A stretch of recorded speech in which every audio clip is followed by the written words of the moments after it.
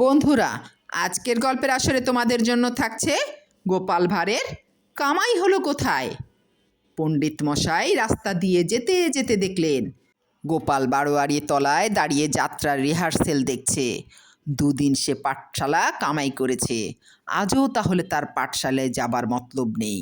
তিনি রাস্তা থেকেই হাঁক দিলেন, হ্যাঁ রে গোপাল, এখানে স্কুল কামাই করে কি করছিস? গোপাল চমকে উঠেই ভোঁদৌড়। সারাদিন আর পণ্ডিত মশাই তার টিকিও দেখতে পেলেন না। পরদিন কিন্তু গোপাল এসে ঠিক হাজির। পণ্ডিত মশাই জিজ্ঞাসা করলেন, 3 দিন কেন পাঠশালায় এলি নে গোপাল?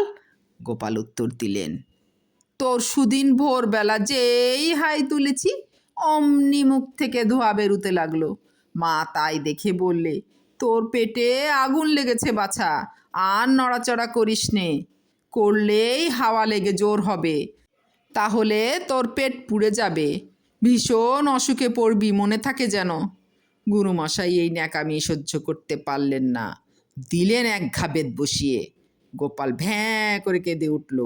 তারপর গুরুমশাই জিজ্ঞাসা করলেন, এই তো গেল একদিন, আর 2 দিন কি হলো? গোপাল চোখ মুছতে মুছতে বললে, পরশু হলো কি, কলুদের নতুন বউটা মরে গেল।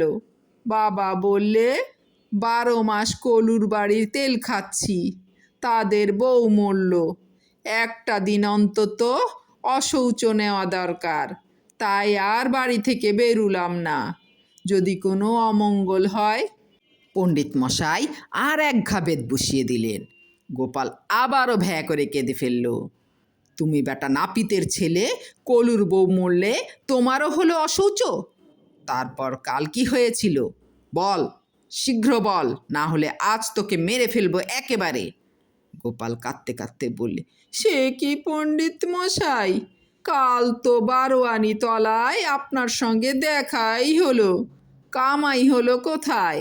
আপনি আমাকে ভালো করে দেখে ডেকেছেন?